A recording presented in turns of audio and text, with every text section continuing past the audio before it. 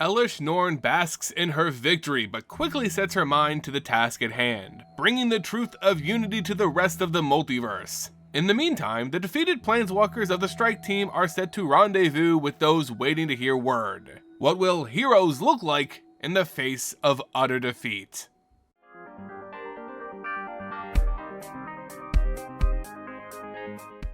Hey everyone, Simon here again with the Ether Hub, bringing you more Magic the Gathering lore. Today we have Chapter 2 of the March of Machines story. To recap Chapter 1, which you can find linked on your screen right now or in the description below, Elesh Norn sets loose her army of completed Planeswalkers to help spread the truth that unity can be achieved only through their perfection, aka go turn all your former homes into mindless thralls of new Phyrexia. Their plan is simple: use the corrupted world tree to access every plane in the multiverse and bring them into the new Phyrexian family. It's a plan our heroes are all too aware of, but currently have no realistic way to stop. And that's where we continue the story. As reality sets in, what do the still fleshy Planeswalkers of the Gatewatch and multiverse do now?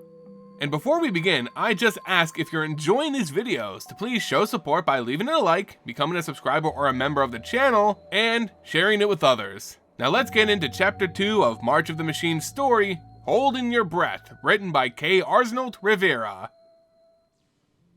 Chandra follows the plan, as painful as it may be for her. There had to be others not bound for the hell that is new Phyrexia to sit and wait. Wait for news of the others, their victory, or barring that, their deaths. Chandra and the others would wait for that news and act accordingly, either a celebration of their triumph or war, all dependent on the Strike Team's fate.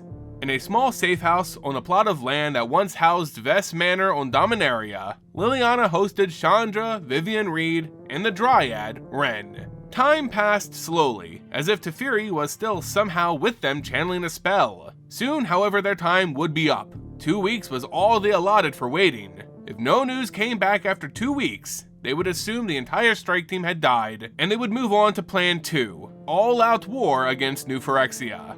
Chandra, of course, hated waiting. More so, she hated not knowing what was happening to her friends, to Nissa in particular. Their relationship had always been strong, though it had been shattered and reforged a few times over their years together. There was still no one she cared for more, and she just wanted news of her safety. But news was scarce.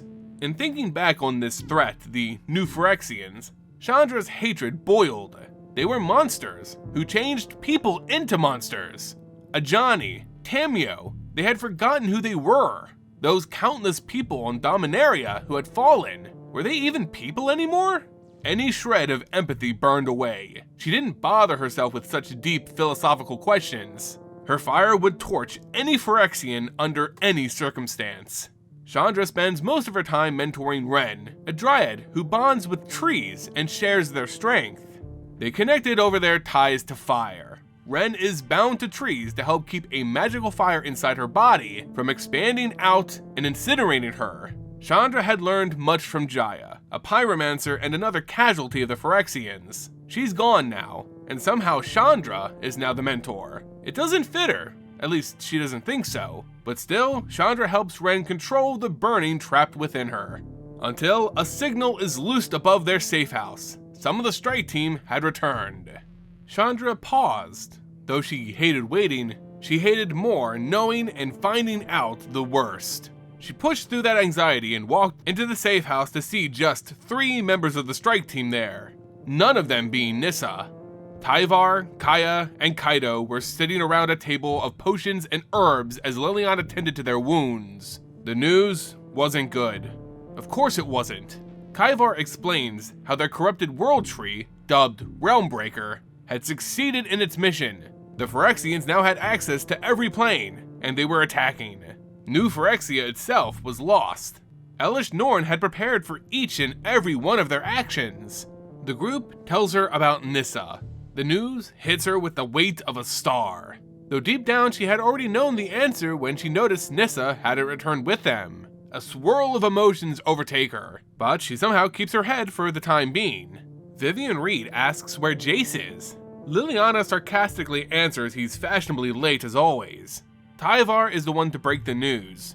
Jace wouldn't be joining them either. Liliana takes the news hard, but doesn't show it to the others. At first, she doesn't even believe them. Surely Jace planned this whole thing. He doesn't lose once he's made a plan.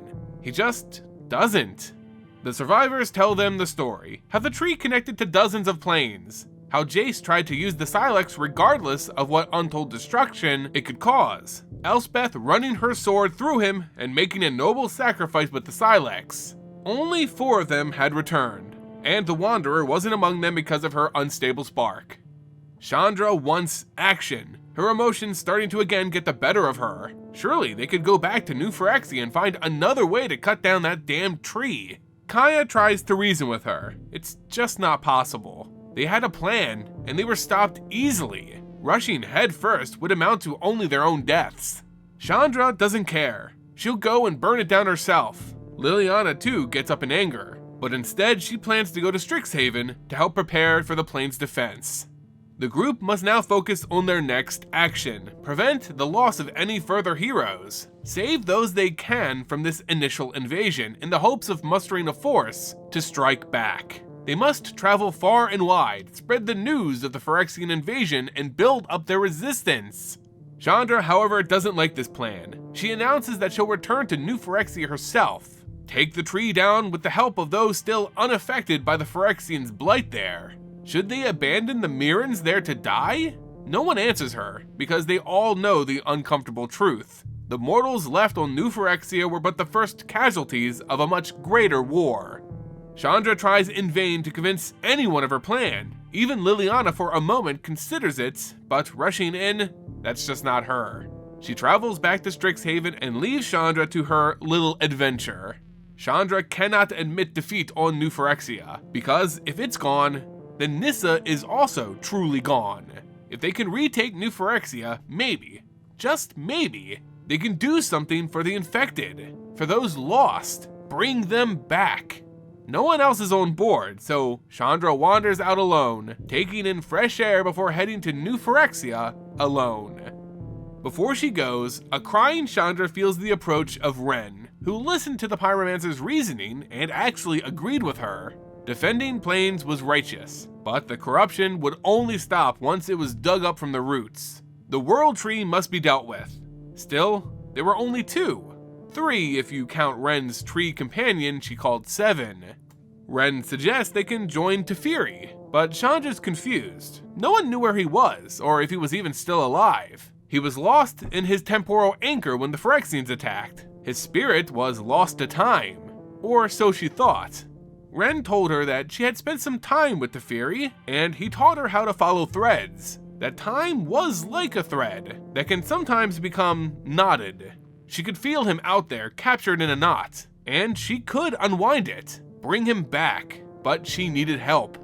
As for the World Tree, they may not have a Silex anymore, but they did have another weapon. The fire that burned within Wrenn, it was merely contained by her treefolk companion. 7 hadn't the strength to truly let it loose. That power could, however, be used by something as magnificent as this corrupted World Tree. Wrenn explained how she could hear its song like any other tree throughout the multiverse. It was distant and in pain, but it cried out and it was alive. It could be the one to temper Wrenn's internal fire, and it would burn free the corruption of the Phyrexians. All this talk about fire was something Chandra could finally understand. Together they would travel off to New Phyrexia. They would untie Teferi from his maddened time and join with the Mirrans for another attack on the Phyrexian World Tree. Then, Wrenn would bond with this entity, bring her fire into it, purge the corruption, and close the door of the multiverse off for Elish Norn. It was a plan Chandra could get behind, and honestly, she was just happy to have some company. She feared what she was walking into, but that fear was lessened with Wrenn by her side. They planeswalk together alone. There's no one to see them off, at least no one they can see. But there is someone watching the safe house, and the people within it huddled together in search of purpose and direction. A trick of the light might reveal them, or it might not. A keen nose might notice their scent, or it might not. But they are there, watching. All of this feels familiar to them, like a song whose lyrics have long since faded away. Over and over, they try to remember, and yet the words float away. Only the melody remains. The Watcher isn't alone. There are others too, seen and yet unseen. The Watcher asks one of them, "What is it we're seeing? Why are we here?" The answer comes like the trumpet of war horns. We are here to witness the beginning of the end. And there you guys have it, Chapter 2 of the March of the Machine story.